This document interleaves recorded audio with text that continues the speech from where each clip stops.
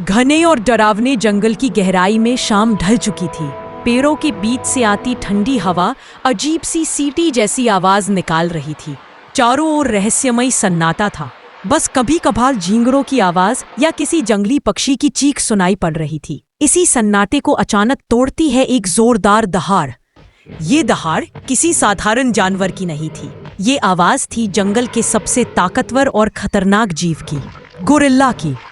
ये कोई आम गोरिल्ला नहीं था। उसका शरीर सामान्य गोरिल्लों से दोगुना बड़ा था। उसकी चौड़ी छाती, लंबे हाथ और लाल चमकती आंखें उसे किसी दानव जैसा बना देती थी। वो अपने दोनों हाथों से छाती पीटते हुए पूरे जंगल को चेतावनी देता था, मैं हूं इस जंगल का असली राजा। गोरिल्ला उस शाम नदी की ओर जा रहा था। दिन भर उसने झाड़ियों में फल खाए थे और अब उसे प्यास लगी थी। जैसे ही वह नदी किनारे पहुंचा, पानी की सतह अचानक हलचल करने लगी।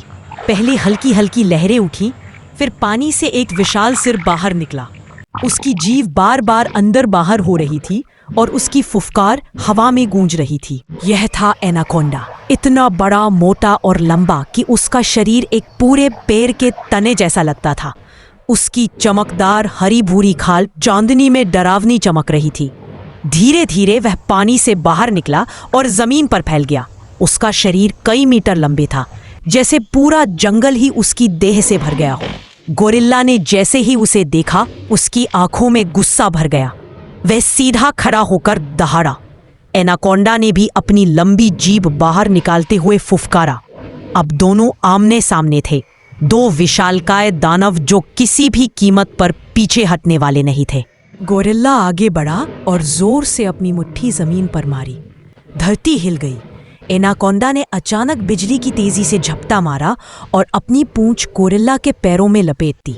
गोरिल्ला एक पल के लिए झटका खाकर लड़खड़ा गया, लेकिन उसने तुरंत अपनी पूरी ताकत लगाकर पूंछ पकड़ ली और एनाकोंडा को हवा में घुमाने की कोशिश की। एनाकोंडा फुफकारता हुआ तड़पने लगा, लेकिन उसकी ताकत भी कम नहीं थी।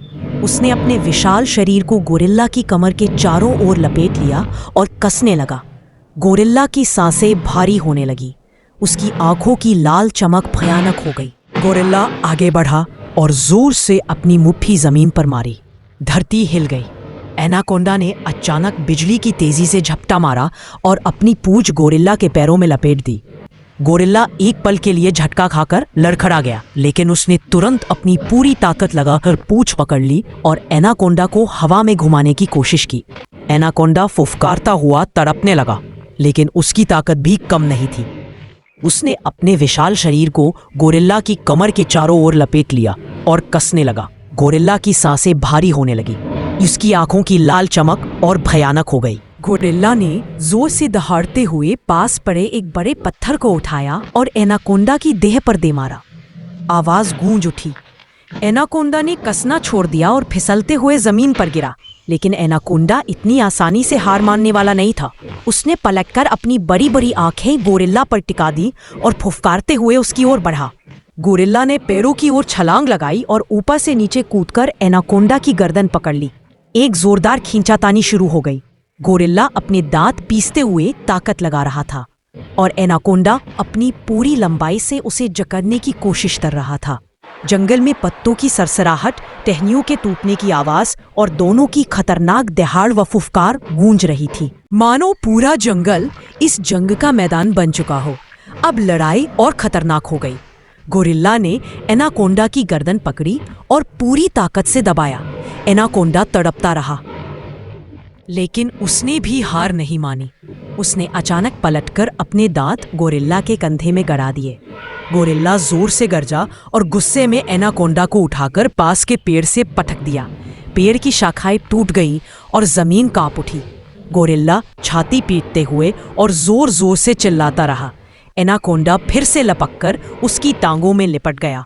गोरिल्ला जमीन पर गिर पड़ा, लेकिन उसने तुरंत अपनी दोनों हाथों से एनाकोंडा का सिर पकड़ लिया और पूरी ताकत से दबा दिया। एनाकोंडा फुफकारता रहा। उसका विशाल शरीर इधर उधर मचलता रहा, लेकिन धीरे धीरे उसकी ताकत कम होने लगी।